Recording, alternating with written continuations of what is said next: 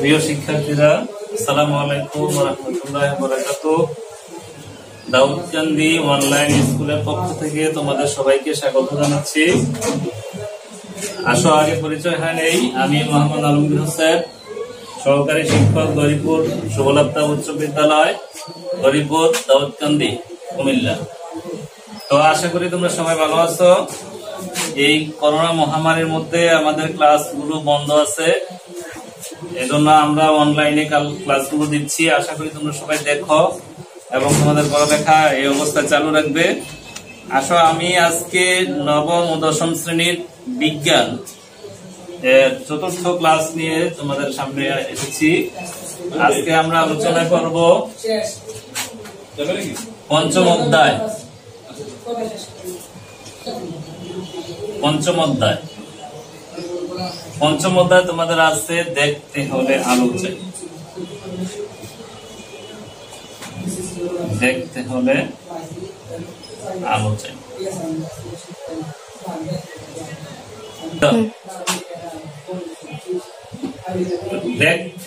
দেখতে হলে আলো চাই।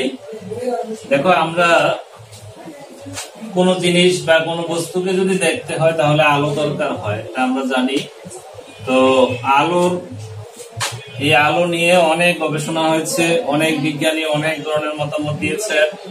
আলোর অনেক ঘটনা আছে, তার মধ্যে মনে করো যে কোন বিজ্ঞানী বলেছেন যে দেখতে হলে আলো চাই। এখন কেউ কেউ বলছে আমরা যে কোন বস্তু দেখি, কিভাবে দেখি? কোন বিজ্ঞানী বলছে যে কোন বস্তু থেকে আমাদের চোখে আলো পাঠায়, তাইলে আমরা দেখি। প্রথমে বিজ্ঞানীরা ধারণা করতো না আমাদের চোখ বস্তুর মধ্যে আলো পাঠায়, তাহলে আমরা দেখি। কিন্তু এটা পরবর্তীতে ভুল প্রমাণিত হয়েছে। কিভাবে? আমার যখন নাকি বাসা বাড়িতে দেখো আমরা থাকি, আমাদের রাত্রিবেলা যখন কারেন্ট চলে যায়, বিদ্যুৎ যখন চলে যায়, তখন কিন্তু আমরা চোখে দেখি না, কিন্তু আমাদের চোখ কিন্তু কি থাকে? খোলা থাকে। কিন্তু দেখি না কেন? বস্তু আছে, আমাদের চোখও আছে, দেখি না কেন? দেখি না এই জন্য আমাদের চোখ যদি বস্তুর মধ্যে আলো পাঠাইতো তাইলে আমরা দেখতাম। কিন্তু বর্তমানে আবিষ্কৃত হয়েছে আমাদের চোখ বস্তুর মধ্যে আলো পাঠায় না, বস্তু আমাদের চোখে আলো পাঠায়, তাইলে আমরা দেখি। আলোর অনেক ঘটনা আছে। আসো, আলোর অনেক ঘটনার মধ্যে আলোর প্রতিফলন আছে, আলোর প্রতিসরণ আছে, আলোর ব্যতিচার আছে, বিচ্ছুরণ আছে, তারপরে বিচ্ছুরণ আছে, আরো অনেক ঘটনা আছে। আজকে আমরা আলো নিয়ে আলোচনা করব। তোমাদের প্রথমে আলোচনা করব দর্পণ বা আয়না নিয়ে আলোচনা করব। তোমাদের প্রথম পাঠে এটা আছে, দেখো, যারা বই নিয়ে পড়ছো তারা দেখো, তোমাদের প্রথম পাঠে আছে দর্পণ বা আয়নার ব্যবহার। তোমাদের এখানে দর্পণ বা আয়নার ব্যবহার। আমরা সাধারণত বাসা বাড়িতে আমরা নিজের চেহারা অথবা যে কোনো জিনিস দেখার জন্য আমরা আয়নার সামনে দাঁড়াই, তারপরে আমরা আমার নিজের প্রতিচ্ছবিটা দেখতে পাই। আয়না আমরা অনেক ভাবে ব্যবহার করি, অনেক জায়গায় আমরা গ্লাস ফিটিং করি, অনেক কাজে। তবে আজকে আমরা আয়নার দুইটা ব্যবহার নিয়ে আলোচনা করব। আয়না, তোমরা গাড়িতে যারা চড়ছো দেখবা যে গাড়ির মধ্যে গ্লাস আয়না লাগানো থাকে, ড্রাইভারের সামনে অনেকগুলো আয়না লাগানো থাকে, দর্পণ লাগানো থাকে। এই একটা। আর একটা পাহাড়ি রাস্তা, তোমরা যদি কেউ পাহাড়ে ভ্রমণে যেয়ে থাকো তাহলে দেখবা পাহাড়ি রাস্তার মধ্যে অনেক সময় বাঘ থাকে। এই বাঘগুলো সোজা করার জন্য আয়নার ব্যবহার হয়। আসলে আয়নার ব্যবহারটা আমরা প্রথমে আলোচনা করি। আয়না বা দর্পণ। আয়না বা দর্পণের ব্যবহার।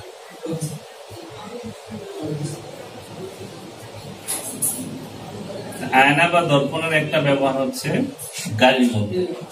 তোমরা দেখে থাকবে গাড়ির মধ্যে যখন উঠো, গাড়ির ড্রাইভারের সামনে অর্থাৎ বাইরে বাম পাশে একটা, ডান পাশে একটা গ্লাস লাগানো থাকে। আর গাড়ির ভিতরে দেখবা গাড়ির ড্রাইভারের সামনে একটা গ্লাস লাগানো থাকে। এই গ্লাসগুলো কেন লাগানো থাকে? অনেক সময় গাড়ি চালানোর সময় ড্রাইভার যখন নাকি মনে করো পিছনে কি হচ্ছে ড্রাইভার কিন্তু দেখে না, কিন্তু এটা ড্রাইভারের দেখা জরুরি। এখন মনে করো গাড়ি ড্রাইভারকে সামনেও দেখতে হয়, আবার পিছনেও দেখতে হয়। এখন ড্রাইভার যদি মনে করো সামনে কি আছে ওইটা দেখে, তাহলে পিছনে তাকাইলে আবার গাড়ি অ্যাক্সিডেন্ট করার সম্ভাবনা থাকে। এই যে তোমার সামনে মোট 3টা গ্লাস আয়না লাগানো থাকে, সামনে মোট 3টি দর্পণ লাগানো থাকে, দর্পণ থাকে। 3টির মধ্যে গাড়ির মনে করো বাম পাশে একটা বাইরে, ডান পাশে একটা বাইরে, আর ভিতরে গাড়ির সামনে ড্রাইভারের সামনে একটা বড় একটা গ্লাস লাগানো থাকে। তো এই 3টার মধ্যেই ড্রাইভার, এখন মনে করো সামনে ড্রাইভার গাড়ি চালাচ্ছেন, পিছনে কি হচ্ছে, কোন দিক থেকে গাড়ি আসতেছে, কেউ তার কাছে সাইড চাইলো কিনা, এটা দেখার জন্য ড্রাইভার কি করে, এই গ্লাসের মধ্যে, লুকিং গ্লাস বলে এগুলোকে, এই গ্লাসের মধ্যে দেখলেই ড্রাইভার বুঝে পিছনে কি হচ্ছে। ড্রাইভারকে আর ঘুরে পিছনের দিকে তাকাতে হয় না। এই দেখো এই দর্পণের ব্যবহারটা কত গুরুত্বপূর্ণ। এখন এই দর্পণ যদি না থাকতো গাড়ির মধ্যে, ড্রাইভারকে পিছনে তাকাইতে হইতো, সামনেও তাকাইতে হইতো, তাহলে কি হইতো, অ্যাক্সিডেন্ট হইতো, দুর্ঘটনার সম্ভাবনা ছিল। এখন যেহেতু দর্পণ সামনে লাগানো থাকে 3টা, ড্রাইভার যে কোনো সময় পিছনে কি হচ্ছে এটা দেখার জন্য এই দর্পণে দেখবে চলে। এটা হচ্ছে গাড়ির মধ্যে দর্পণের একটা ব্যবহার। আসো তাহলে এই দর্পণ ব্যবহার করে গাড়ির মধ্যে আমরা গাড়ির তোমার অ্যাক্সিডেন্ট অর্থাৎ দুর্ঘটনার হাত থেকে আমরা রক্ষা পেতে পারি। এরপরে আসো পাহাড়ি বাঁক সোজা করার জন্য দর্পণের ব্যবহার। পাহাড়ি বাঁক সোজা করার জন্য দর্পণের ব্যবহার। কেউ যদি পাহাড়ি অঞ্চলে মনে করো ভ্রমণে গিয়ে থাকো, তাহলে দেখবে অনেক বড় বড় পাহাড়, পাহাড়ের নিচ দিয়ে মনে করো এটা একটা পাহাড়, পাহাড়ের এদিক থেকে মনে করো রাস্তা এদিক থেকে এদিকে আসছে, এদিক থেকে আইসা রাস্তা এদিকে মনে করো 90 ডিগ্রি বাঁক হয়েছে। এখানে মনে করো এদিক থেকে যদি কোনো গাড়ি আসে, আবার এদিক থেকে যদি কেউ আসে, তাহলে মুখোমুখি সংঘর্ষ হওয়ার সম্ভাবনা থাকে। কারণ এখানে যে ড্রাইভার আছে সে কিন্তু আবার ওকে দেখে না, ওই গাড়িটা দেখা যায় না, আবার সে যখন এইদিকে থাকবে সে কিন্তু ওই গাড়িটাকে দেখবে না। তখন এখানে কি করে দেখো, এই যে বাঁকের এই মাঝখানে তোমার একেবারে সোজা একটা ইয়ে দিয়ে এখানে একটা দর্পণ লাগানো থাকে। এই দর্পণের মধ্যে এই দিকের দৃশ্য ওই ড্রাইভারও দেখে, আবার এই দিকের দৃশ্যটা এই ড্রাইভারও দেখে। তার মানে পাহাড়ি অঞ্চলে যখন 90 ডিগ্রি অ্যাঙ্গেলে তোমার রাস্তা থাকে, ওই রাস্তার মাঝখানে একটা দর্পণ ঠিক সোজা লাগানো থাকে। তখন এই দিক থেকে যে গাড়িটা আসতেছে সেই আয়নার ভিতরে ওই দিক থেকে কে আসতেছে তাকে দেখা যায়, বুঝতে পারছো? তখন সে সাবধান হয়ে যায় অথবা এক সাইড দিয়ে যায়। আর যদি এটা লাগানো না থাকতো তাহলে ওই পাশ থেকে কে আসে সে দেখতো না। তাইলে এখানে দেখো পাহাড়ি বাঁক সোজা করার জন্য দর্পণ ব্যবহার করা হয়। এটা আরেকটা ব্যবহার। আসলে এটা হচ্ছে মোটামুটি 2টা ব্যবহার আমরা জানলাম। আজকে আমরা যে জিনিসটা জানবো, মেইন জিনিস, সেটা হচ্ছে তোমাদের আলোর প্রতিসরণ।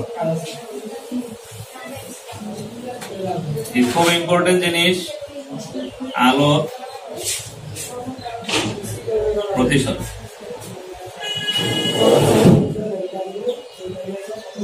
আমি আগে বলেছি আলোর প্রতিসরণ আছে, প্রতিফলন আছে, ব্যতিচার আছে, বিচ্ছুরণ আছে। তোমাদের এখানে আলোর প্রতিসরণ নিয়ে আলোচনা করেছে। দেখো আলোর প্রতিসরণটা কি। আলো প্রতিসরণ হচ্ছে যদি 2টা স্বচ্ছ মাধ্যম থাকে। আমরা জানি আলো যদি কোনো অস্বচ্ছ মাধ্যমে পড়ে তাহলে আলো কি করে, বিপরীত দিকে ফিরে আসে, অর্থাৎ প্রতিফলিত হয়। আর আলো মনে করো যে এটা একটা, যদি মনে করো কাঁচ হয়, স্বচ্ছ কাঁচ, এটা মনে করো এটা স্বচ্ছ কাঁচ, তাহলে এটা স্বচ্ছ। এই স্বচ্ছ কাঁচের মধ্যে যখন আলো পড়ে, আলো কিন্তু প্রতিফলিত, সামান্য পরিমাণ প্রতিফলিত হয়, কিন্তু অধিকাংশ আলো কিন্তু আলোর প্রতিসরণ ঘটে। প্রতিসরণটা কি? যখন স্বচ্ছ মাধ্যমে তোমার আলো যখন তির্যক ভাবে প্রবেশ করে, তখন আলো এই স্বচ্ছ মাধ্যম দিয়ে বিপরীত দিকে চলে যায়। বিপরীত দিকে চলে গেলে আলো বিপরীত দিকে যাইয়া যে পথে যাওয়ার কথা সে পথে না যাইয়া আলো তার গতির পথ কিছুটা কি করে পরিবর্তন করে, এই পরিবর্তনকে বলে আলোর প্রতিসরণ। আসো আমরা সংজ্ঞাটা সুন্দর করে লিখে দিই আমি।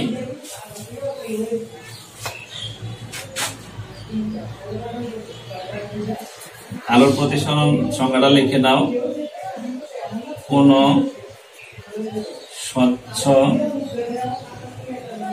মাধ্যমে আলো তির্যকভাবে পড়লে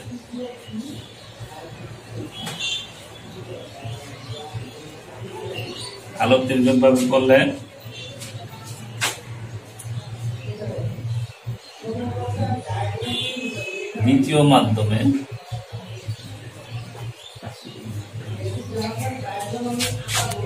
আলো তার গতির দিক পরিবর্তন করে চলে।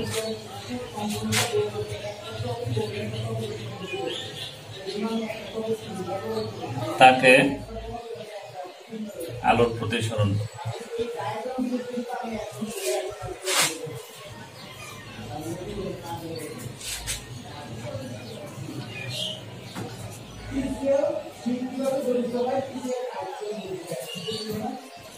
দেখো দুইটা স্বচ্ছ মাধ্যমে, এক স্বচ্ছ মাধ্যম থেকে যদি আলো অন্য স্বচ্ছ মাধ্যমে তির্যকভাবে প্রবেশ করে বা পরে, তির্যকভাবে এখানে লেখো প্রবেশ করবে।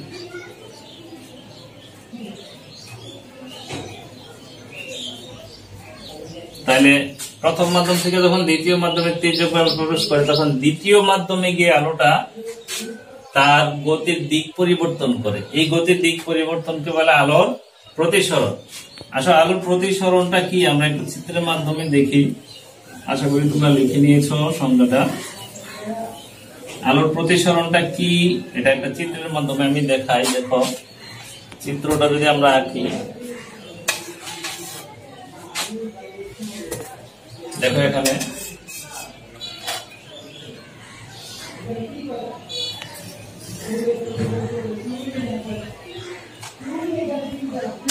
মনে করো এখানে মাধ্যম আছে দুইটা। এখানে আমি একটা,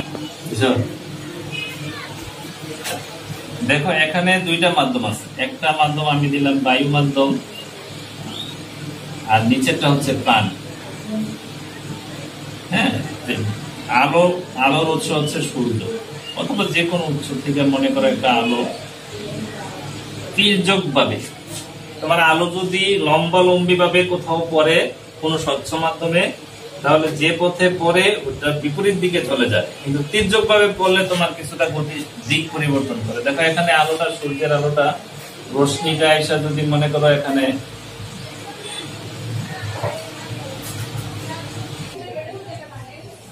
মনে করো একটা আলোক রশ্মি আমি নাম দিলাম এই আলোক রশ্মিটা এ বিন্দু থেকে এসে ও বিন্দুতে পড়ছে। কিন্তু এখন বায়ুটাও হচ্ছে স্বচ্ছ মাধ্যম, পানিটাও হচ্ছে স্বচ্ছ মাধ্যম। তাহলে এক স্বচ্ছ মাধ্যম থেকে আরেক স্বচ্ছ মাধ্যমের মধ্যে প্রবেশ করবে।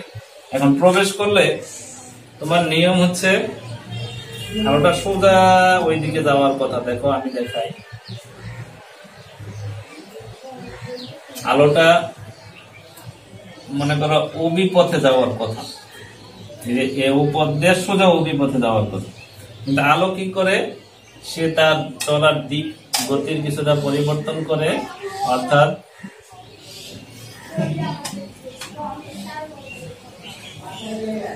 এখানে দেখো, অর্থাৎ এই যে ও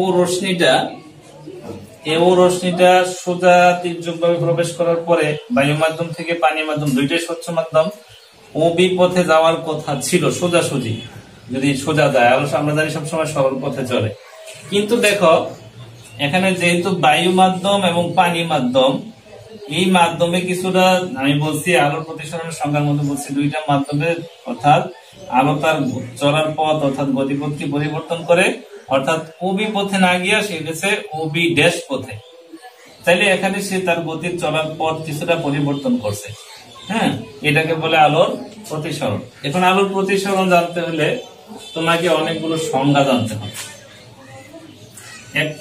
একটা সংজ্ঞা হচ্ছে বিবেত্য।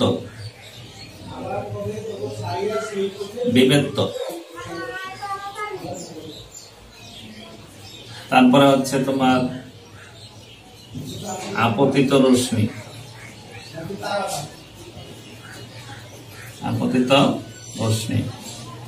তারপরে হচ্ছে তোমার প্রতিসৃত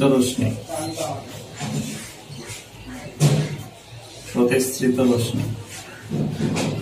তারপরে আমাকে জানতে হবে আপতন বিন্দু।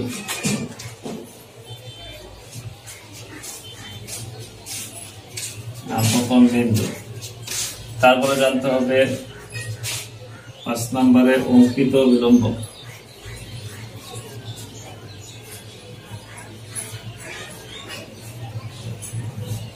তারপরে 6 নম্বরে আছে আপতন কোণ।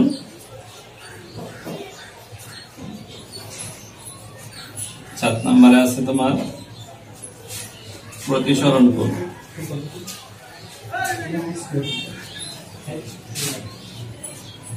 তাহলে দেখো আমরা সব বিবেত্তল কি জানি? আমরা জানি আলোটা এসে একটা মাধ্যমের উপর পড়ে, ওই মাধ্যমটাকে বলে বিবেত্তল। ঠিক আছে। আপতিত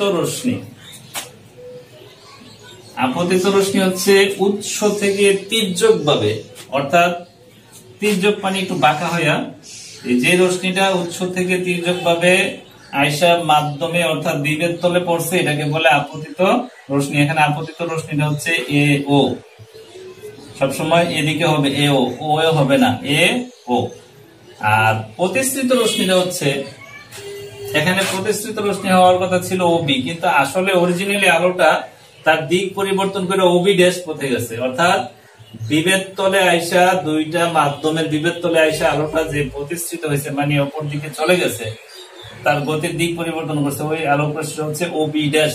এই ওবি ড্যাশটাকে বলে প্রতিষ্ঠিত রশ্মি, অর্থাৎ দুইটা মাধ্যম ভেদ করার পরে যে রশ্মিটা বিপরীত দিকে চলে গেছে তাকে বলে প্রতিষ্ঠিত রশ্মি। আর আপতন বিন্দু আছে, আপতন বিন্দু হচ্ছে এই আপতিত রশ্মিটা মাধ্যমে বিবেত্তলের উপর যে বিন্দুতে পড়ছে ওই বিন্দুটাকে বলে আপতন বিন্দু। এখানে ও বিন্দুটা হচ্ছে আপতন বিন্দু। এরপরে দেখো অঙ্কিত অবিলম্ব, এটা একবারে সহজ। এই আপতন বিন্দুতে আমরা একটা লম্ব আঁকবো, এটা কোনো আলোর ঘটনা নয়, আমরা একটা লম্ব আঁকবো, এটাকে বলে অঙ্কিত অবিলম্ব। এই দেখো এখানে একটা লম্ব আঁকবো, এটা লম্বটা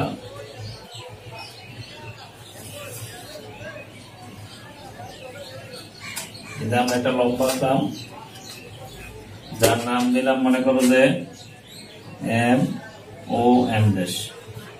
এটা হচ্ছে অঙ্কিত অবিলম্ব, যেটার নাম দিলাম আমরা, তোমরা জানো লম্বটাকে বলে অঙ্কিত অবিলম্ব। যে আমরা সবসময় ওই অবিলম্বটা আঁকতে হবে আপতন বিন্দুতে, অন্য কোথাও আঁকলে হবে না। আপতন বিন্দুতে যে লম্ব আঁকা হয় এটাকে বলে অঙ্কিত অবিলম্ব। এখন আসো আপতন কোণ। আমরা দেখো এই অবিলম্ব আঁকার পরে এই তোমার আপতিত রশ্মি আর অঙ্কিত অবিলম্ব একটা কোণ তৈরি করছে, এটা আমরা আর দিয়ে প্রকাশ করি। এই কোণটার নাম হচ্ছে এ ও এম। এটা হচ্ছে তোমার আপতন কোণ, অর্থাৎ আপতিত রশ্মি এবং অঙ্কিত রশ্মি দুইটা যে কোণ তৈরি করে তাকে বলে আপতন কোণ। আসো এরপরে প্রতিসরণ কোণ। এখানে প্রতিসরণ কোণ হচ্ছে এটা দেখো আই। প্রতিসরণ কোণ হচ্ছে অঙ্কিত অবিলম্ব এবং প্রতিসৃত রশ্মি যে কোণ তৈরি করে তাকে বলে প্রতিসরণ কোণ, যার নাম হচ্ছে M dash O B dash. তাহলে আমরা অনেকগুলো সংজ্ঞা জানলাম। দেখো এখানে অনেক কিছু, কিন্তু বিবেত্তল, আপতিত রশ্মি যে রশ্মিটা এসব উৎস থেকে মাধ্যমে পড়ে, প্রতিসৃত রশ্মি যে রশ্মিটা বিপরীত দিকে চলে যায়, আপতন বিন্দু যে বিন্দুতে এসব তোমার আপতিত রশ্মিটা পড়ে, অঙ্কিত অবিলম্ব, আপতন বিন্দুতে একটা লম্ব আঁকলে তাকে বলে অঙ্কিত অবিলম্ব। আর আপতন কোণ হচ্ছে অঙ্কিত অবিলম্বের সাথে আপতিত রশ্মি যে কোণ উৎপন্ন করে তাকে বলে আপতন কোণ। আর প্রতিসরণ কোণ বা প্রতিসরণ কোণ হচ্ছে অঙ্কিত অবিলম্বের সাথে প্রতিসৃত রশ্মি যে কোণ উৎপন্ন করে তাকে বলে প্রতিসরণ কোণ। এই হলো মোটামুটি তোমার প্রতিসরণ। আরো প্রতিসরণের যে জিনিসগুলো লাগবে আমার আলোচনা হলো এইগুলোই এখন হলো। এখন আসো তোমাদের এই আলোর প্রতিসরণ দুইটা নিয়ম মেনে চলে, অর্থাৎ দুইটা সূত্র আছে আলোর প্রতিসরণের। একটা সূত্র হচ্ছে তোমার এটা বলে প্রথম সূত্র আলোর প্রতিসরণের সূত্র। এখানে চিত্রটা থাকলো, আশা করি তোমরা এই জিনিসগুলো বুঝতে পেরেছ। সংজ্ঞাগুলো এই চিত্র দেখে দেখে সংজ্ঞাগুলো লিখে নিবে, ঠিক আছে। আপতিত রশ্মি হচ্ছে যে রশ্মিটা এসা মাধ্যমে পড়ে, তারপরে আমি এখানে চিত্রের মধ্যে দেখা রাখছি, দেখছো। এখন দেখো প্রতিসরণের সূত্র।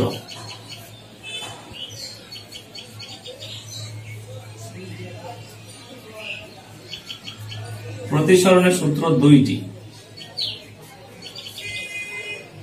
প্রথম সূত্রের মধ্যে আছে,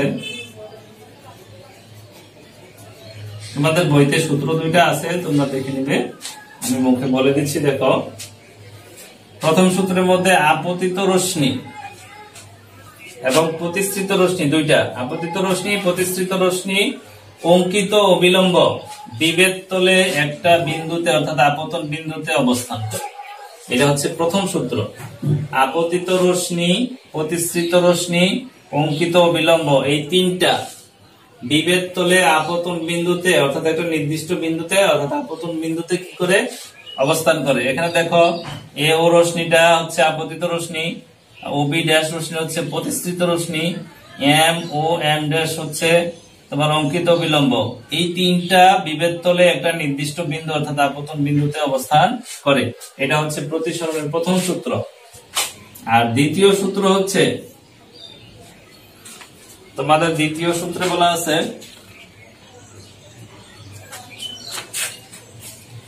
দ্বিতীয় সূত্রে বলা আছে আপতন কোণের সাইন। আপতন কোণের সাইন, আপতন কোণ হচ্ছে তোমার সাইন আর, আপতন কোণের সাইন এটা। আর প্রতিসরণ কোণের সাইন হচ্ছে সাইন আর, সাইন আই। এই আপতন কোণের সাইন আর প্রতিসরণ কোণের সাইন এই দুইটার অনুপাত sine R by sine R I, এই দুইটার অনুপাত হচ্ছে একটা ধ্রুবক। এটাই হচ্ছে দ্বিতীয় সূত্র। অর্থাৎ আপতন কোণের সাইন, তুমি যদি আপতন কোণের সাইন নাও আর প্রতিসরণ কোণের সাইন নাও, এই দুইটার অনুপাত হবে একটা ধ্রুবক। এই ধ্রুবকটাকে সবসময় এন দিয়ে প্রকাশ করে। আর এই এনটাকে বলে আপতন কোণের সাইন আর প্রতিসরণ কোণের সাইন, অর্থাৎ এটাকে বলে প্রতিসরণাঙ্ক। অর্থাৎ এখানে দেখো আমরা প্রথম মাধ্যমটা দিচ্ছি বায়ু মাধ্যম, দ্বিতীয় মাধ্যমটা দিচ্ছি পানি মাধ্যম। অর্থাৎ প্রথম মাধ্যম থেকে আলো দ্বিতীয় মাধ্যমে প্রবেশ করছে। এখন এন এর যে মানটা হবে এটা হচ্ছে পানির প্রতিসরণাঙ্ক, অর্থাৎ দ্বিতীয় মাধ্যমের প্রতিসরণাঙ্ক। তো এইভাবে আমরা দুইটা সূত্র পাইলাম।